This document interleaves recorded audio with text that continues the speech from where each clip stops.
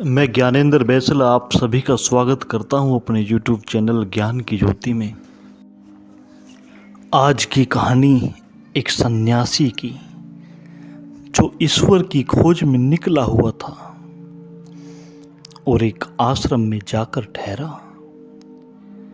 15 दिन तक उस आश्रम में रहा, फिर ऊब गया उसका मन।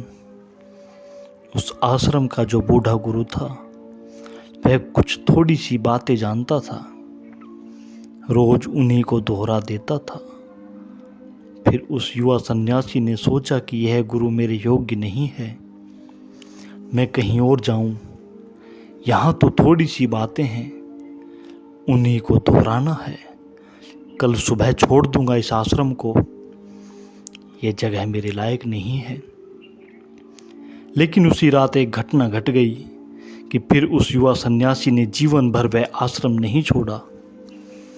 क्या हो गया? उस रात एक और सन्यासी मेहमान हुआ उस आश्रम में। रात आश्रम के सारे मित्र इकट्ठे हुए, सारे सन्यासी इकट्ठे हुए उस नए सन्यासी से बातचीत सुनने।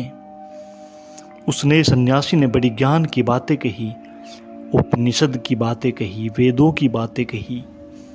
वह इतना जानता था, इतना सूक्ष्म उसका विश्लेषण था, ऐसा गहरा उसका ज्ञान था कि 2 घंटे तक वह बोलता रहा। सबने मंत्र मुग्ध होकर सुना। फिर उस युवा सन्यासी के मन में हुआ, गुरु हो तो ऐसा हो, इससे कुछ सीखने को मिल सकता है। एक वह गुरु है जो चुपचाप बैठा है, उसे कुछ भी पता नहीं। अब ये सुनकर उस बूढ़े के मन में बड़ा दुख होता होगा, पश्चाताप होता होगा, ग्लानि होती होगी कि मैंने कुछ न जाना और यह अजनबी सन्यासी बहुत कुछ जानता है। युवा सन्यासी ने यह सोचा कि आज वह बूढ़ा गुरु अपने दिल में बहुत बहुत दुखी, हीन अनुभव करता होगा। तभी उस आए हुए सन्यासी ने बात बंद की और बूढ़े गुरु से पूछा कि आपको मेरी बातें कैसी लगी। बूढ़ा गुरु खिलखिलाकर हंसने लगा और कहने लगा, तुम्हारी बातें मैं 2 घंटे से सुनने की कोशिश कर रहा हूँ, तुम तो कुछ बोलते ही नहीं हो, तुम तो बिल्कुल बोलते ही नहीं हो। वह सन्यासी बोला, 2 घंटे से मैं बोल रहा हूँ, आप पागल तो नहीं हैं और मुझसे कहते हैं कि मैं बोलता नहीं हूँ। उस बूढ़े गुरु ने कहा, हाँ, तुम्हारे भीतर से गीता बोलती है, उपनिषद बोलता है, वेद बोलता है, लेकिन तुम तो जरा भी नहीं बोलते हो। तुमने इतनी देर में एक शब्द भी नहीं बोला, एक शब्द तुम नहीं बोले, सब सीखा हुआ बोले हो, सब याद किया हुआ बोले हो, जाना हुआ एक शब्द तुमने नहीं बोला।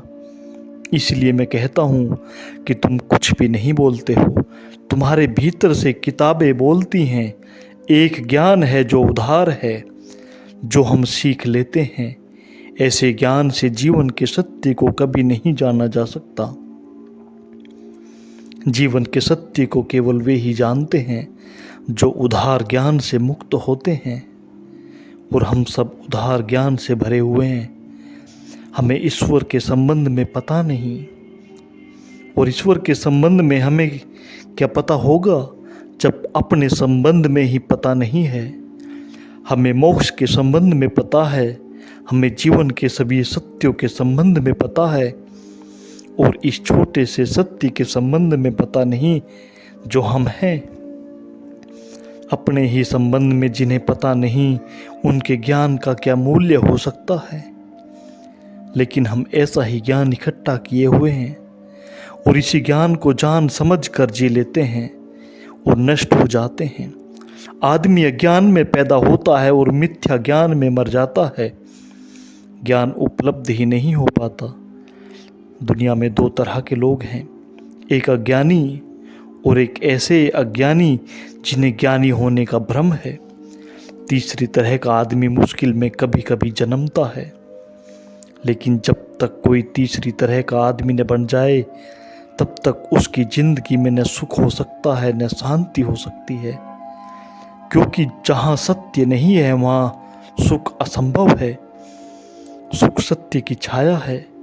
जिसे जीवन में सत्य नहीं वहाँ संगीत असंभव है, क्योंकि सभी संगीत सत्य की वीणा से पैदा होता है। जिस जीवन में सत्य नहीं है उस जीवन में सौंदर्य असंभव है, क्योंकि सौंदर्य वस्त्रों का नाम नहीं है और न शरीर का नाम है। सौंदर्य सत्य की उपलब्धि से पैदा हुई गरिमा है। और जिस जीवन में सत्य नहीं है वह जीवन आसक्ति का जीवन होगा, क्योंकि सत्य के अतिरिक्त और कोई शक्ति दुनिया में नहीं है। आज बस इन्हीं बातों के साथ मैं अपनी इस कहानी को विराम देता हूँ। और ये कहानी नहीं, जीवन का कड़वा सत्य है। आप सभी ने मेरी इन बातों को इतने प्रेम से सुना, उसके लिए बहुत बहुत धन्यवाद।